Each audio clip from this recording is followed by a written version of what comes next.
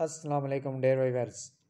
آج ہم جو شارٹ سٹوری ڈسکس کرنے جا رہے ہیں وہ ہے سویٹ رائس، جو 1999 میں پبلشڈ ہوئی۔ یہ سٹوری جو ہے دی بک دس ادر سالٹ سے لی گئی ہے، جس کے رائٹر ہیں عامر حسین۔ عامر حسین ایک بہت ہی اچھے رائٹر ہیں جو 8 اپریل 1955 میں پیدا ہوئے، کراچی میں پیدا ہوئے۔ پھر کچھ ہی عرصہ کے بعد یہ کراچی سے لندن موو کر گئے اور باقی لائف جو ہے انہوں نے لندن میں ہی گزاری۔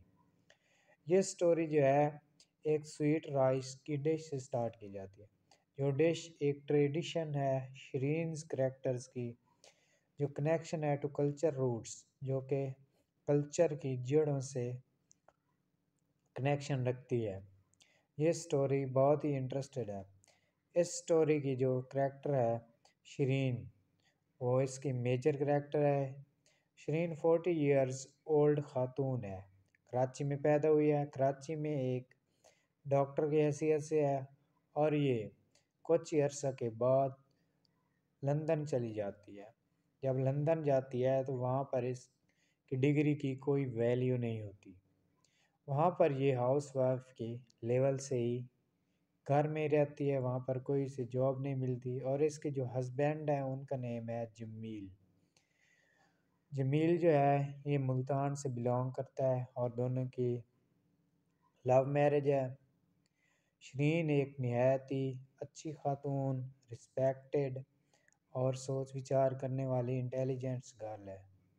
ان کا ایک بیبی ہوتا ہے جس کا نام ہوتا ہے تیمور، یہ 7 سال کا ہوتا ہے۔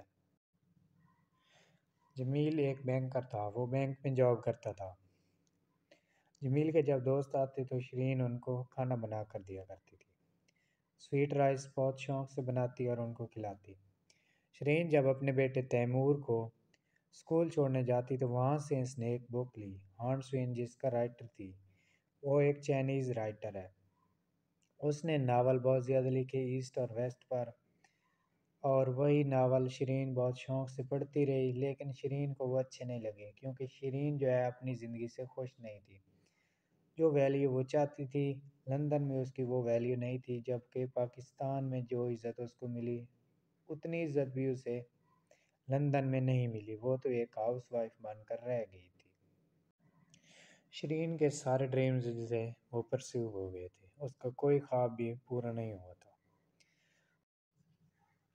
ایک دن جمیل کے فرینڈز اس کے گھر پر آتے ہیں جو ایشین ہیں، ایشیا سے تعلق رکھتے ہیں۔ تو جمیل جو ہے وہ اپنی بیوی سے کہتا ہے کہ میں یہاں پر باہر سے کھانا منگوا رہا ہوں، یہاں پر ایک پاکستانی خاتون ہے اور بہت ہی زیادہ اچھا کھانا بناتی ہے۔ تو شرین کہتی ہے کہ نہیں، میں خود بناؤں گی۔ تو شرین جو ہے وہ خیال کرنے لگ جاتی ہے کہ جب میں 8 سال کی تھی تو میری دادی جان جو ہے وہ مجھے کھانا بنا کر دیا کرتی تھی، اور اس میں جو بہت زیادہ اہم کھانا تھا وہ سویٹ رائس تھی۔ سویٹ رائس کو اردو زبان میں شیریں پلاؤ کہتے ہیں، اور شرین کا جو نیم ہے وہیں سے ہی رکھا گیا ہے، شیریں۔ شیریں سے انہوں نے شیرین رکھ دیا کیونکہ شرین کو جو سویٹ پلاؤ تھا وہ بہت ہی زیادہ پسند تھا، سویٹ رائس اس کو بہت زیادہ پسند تھی، اور اس کی دادی اماں جو ہے وہ اسے کھلایا بھی کرتی تھی، بہت زیادہ شوق سے بنایا کرتی تھی اور انہیں کھلایا کرتی تھی۔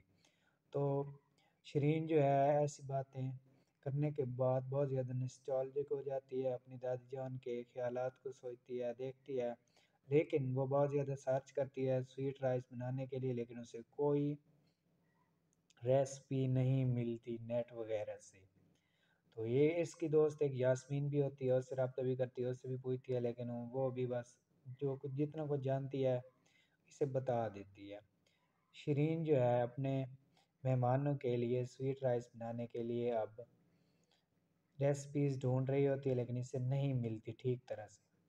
پھر یہ جو ہے اپنے جو گھر سے باکس لے آتی ہے اس کی تلاشی لیتی ہے، اس کے باکس سے جو ہیں کافی زیادہ چیزیں نکلتی ہیں، اور شرین بہت زیادہ خوش ہوتی ہے، بہت زیادہ ہیپی ہوتی ہے ان چیزوں کو دیکھ کے، کیونکہ اس کی جو پاکستان سے جڑی ہوئی یادیں ہیں یہ ان کو دیکھ کر بہت زیادہ خوش ہو رہی ہے۔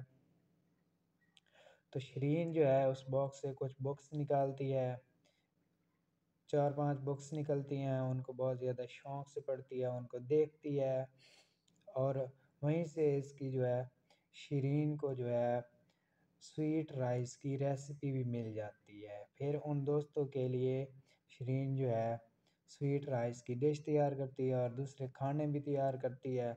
جب وہ دوست مہمان اس کے کھاتے ہیں تو بہت زیادہ ہیپی ہوتے ہیں اور ان کا شکر گزار ہوتے ہیں اور ان کو کہتے ہیں کہ thank you so much for this hospitality. Shireen اس باکس کی جب تلاشی لے رہی ہوتی ہے تو چند بکس نکلتی ہیں جن کے رائٹر ہوتے ہیں پروین شاکر صاحبہ، AR خاتون اور عبدالحلیم شرت۔ یہ رائٹر جو ہیں بہت ہی بڑے ہیں، پاکستان کے بہت بڑے رائٹر ہیں، ان کی بکس بھی آتی ہیں لٹریری میں، لٹریچر کے آل سبجیکٹس جو ہیں ان سب میں یہ رائٹر بہت زیادہ فیمس ہیں اور ان کی بکس لکھی جاتی ہیں، اور شیرین بھی ان کو بہت زیادہ شوق سے پڑھتی ہے۔ یہاں پر شیرین کو ایک بک ملتی ہے جس کا نیم ہے نعمت خانہ، جو 1911 میں لکھی گئی ہے۔ محمدی بیگم کی یہ بک ہے، محمدی بیگم اس کی رائٹر ہیں۔ محمدی بیگم ایک بہت ہی اچھی خاتون ہے، نہایت ہی شریف خاتون ہے۔ شیرین جو ہے اس کو بھی پڑھتی ہے، بہت زیادہ دلچسپی سے پڑھتی ہے، پڑھنے کے بعد اس کو رکھ دیتی ہے، لیکن وجہ یہ ہے کہ شیرین جو ہے اندر سے خوش نہیں ہے۔ لندن جا کر اسے کوئی چیز بھی نہیں ملی جس کی وہ خواہش مند تھی، اس کا کوئی ڈریم بھی پورا نہیں ہوا۔ پڑھتی تو ہے لیکن بس مایوس ہو کر پڑھنے کے بعد ان سب بکس کو پھر وہیں پر رکھ دیتی ہے۔ حالانکہ جو محمدی بیگم ہیں بہت ہی بڑی رائٹر ہیں، کمال کی رائٹر ہیں، ان کی بکس جو ہیں لٹریچر میں آتی ہے، لٹریری میں آتی ہیں، لٹریچر کی ایک فیمس رائٹر ہیں اور بہت زیادہ مشہور ہیں۔ پاکستان میں ان کی بہت زیادہ بکس جو ہیں وہ لٹریچر میں آ رہی ہیں اور یہ ایک گریٹ رائٹر ہیں۔ محمدی بیگم کے ہسبینڈ جو ہیں ان کا نیم ہے ممتاز علی، اور وہ بھی بہت ہی اچھے آدمی ہیں۔ محمدی بیگم جو ہے وہ ایک مذہبی خاتون ہے، کبھی انہوں نے پردہ نہیں اتارا۔